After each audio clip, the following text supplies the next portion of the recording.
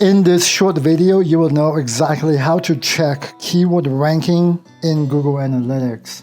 First, logging into your account and select the correct property. Go down to Admin. On the left side column, click on Product Links and go down to Search Console Links. Now, prior to this step, you need to already have your Google Search Console already integrated. So in this case, we already have, so let's choose Accounts. Out of this list, you will choose the property that you want to add. Hit Confirm, hit Next, and then hit Submit. After that, it will say Link Created.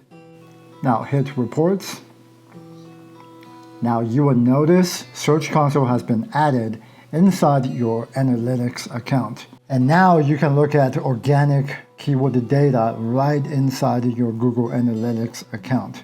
Now, if you don't see the Search Console tab right here, all you have to do is go to Library, and then where it says Search Console, right here it says Search Console, you will hit the three dots and hit Publish.